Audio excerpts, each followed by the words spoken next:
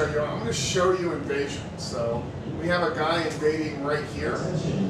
I'm going to go up there and see if we can send. We are the first game that has a true kind of dynamic system. Right. And if you're not careful, basically the world gets attacked. We have these things called tears. Mm-hmm. Tears are where the veil between our plane and the next is a little light. Mm-hmm. And so they're warnings. This is a tear right here. Let's see if I can get up there. This is a tear right there. I'm going to get on one of my ponies. And you'll get a warning that you're about to be invaded. You'll go up, you can go play with that. If you ignore them though, you will get invaded. And things will change and monsters will attack you. So I'm going to go run up there and see if we can see a stronghold. Let's see how far away I am. Pretty far away.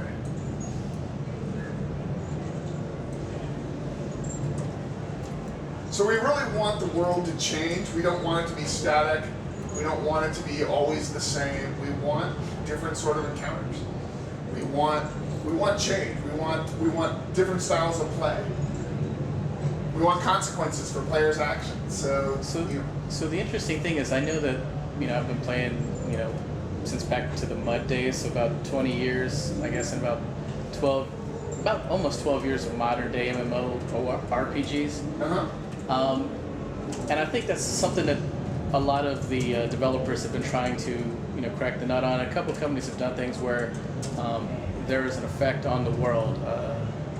For example, SWG had it in the form of housing or putting up constructions. Like right. If you were the first person to put a plot down on that ground, no one else could. There was another, there are other games where they had like Shadowbane.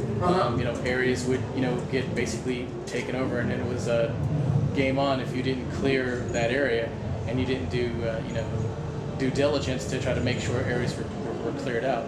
So I'm going to use some macros to trigger an invasion so you get an idea of what's happening. Okay. Sometimes it's a little difficult showing dynamic content to people because it's dynamic and I don't know where it's happening. Exactly. So I'm gonna basically see if I can trigger it. I have some macros on this machine that would trigger it, and let's see if I can get it going. And so you'll see what's happening here. As we watch it, we're going to get attacked by some other people, and basically the goal of my class will be, of my characters, to fight back the invasion. If I don't, they'll kill these NPCs, they'll kill these guys, they'll kill my quest givers, they'll basically make it a little harder for me to do my standard play. Right. But it also, it's an opportunity that gives you new style types of play. Because then, will that area be then taken over and you have to fight to take it back again? Exactly. Oh, perfect. And here's the guy right here, he's coming. Solo, this might be a little difficult for me, but I'll try. I'm gonna get this guy aggro on me, so that's good. Successfully, I got his aggro. And basically, the goal is to fight it back. And I'll show you something cool. I'm gonna kind of cheat here, because I want to show you a really nice thing we do if you're successful in defending this. So I'm gonna, for case of speed, I'm gonna kind of. So I successfully defeated him. And I've captured that code, by the way. Yeah, it's all GMW. And what that does is I've now inspired the locals, and it spawns some NPCs who will help me fight. Oh, wow, yeah. Yeah, so that way, basically, it now allows the solo player to kind of get that group experience. Exactly. Right? And this guy he's a champion, and he's gonna go out and attack the next one. So I have another foothold over here. And this is really important, is to have the AI behave not in a totally retarded way. Right. So that when you do something, you can inspire the individuals, and it feels like you're actually changing the world. That these guys cannot win without your help. With your help, they can win. That's the whole thing. It's really making it so it's you changing the world, you changing the gameplay. That's awesome. That's what we're about. We're about quality, dynamic content, and kick-ass character system. Well, awesome. So what I'm going to do is I'm going to go through the questions that the Rift MMO podcast members and a bunch of other smaller fan sites kind of put together. So Will the game feature collision detection between player avatars, friendlier or opposing factions, and between player avatar and mobs? No. Okay. So right now we basically do not have a collision between players and other players or players and NPCs. We are talking about some things where you could have some gameplay mechanic where you can do a blocking, where you can set down collision, so that way you can hold the hallway or something. Okay.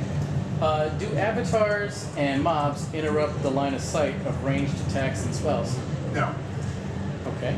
Can players create private channels, so to speak? Yes, they can. Will there be looking for group or looking Definitely. for work and looking for guild tools? Yes, definitely. Okay. Are there any plans for novelty souls, such as? Oh yes, that's one thing I definitely want to do. Okay. It's right now I want to do souls like a soul that's really good at dancing in the middle of the city, one that does fireworks and stuff. Yes, I do want to do that. It's really Outstanding. something I want to do. Will dungeons have traps and puzzles? Yes, we have traps and puzzles. Cool. Will there be public dungeons, i.e. outdoor dungeons or zones that everyone can access at the same time? We have dungeons, we have underground areas, and they're definitely public. We do our starting instance will be a public instance. But so yes, and we also have Warfronts, our PvP, which are public. Okay, cool. Are there any characters that have a feign death equivalent? Yes. Outstanding. And then I guess the last question for you, sir, is graphically in both appearance and performance, how closely is the current client delivering versus what you want upon release day? It's very close. It is. I mean, the client's very close. The technology is there. Right. But I need to give my artists time to polish. And when they go through and polish, you'll see my quality goes way up. You know, and I gotta say, from the outside looking in, I can't imagine how much more up it'll go. Because, like I said, this game already looks pretty amazing. At this point, I don't know how well my computer would run this game. So I guarantee your computer will be able to run this game. We're going to make a massive effort to make machines as old as 2003 to play this machine. Wow. Well, that's awesome. That's what we're going for. We're going to do it. It's important that people play our game. Okay. Well, sir, thank you very much for your time. And for those fans out there, please keep listening to the Rift MMO podcast. Cool. Thanks, guys.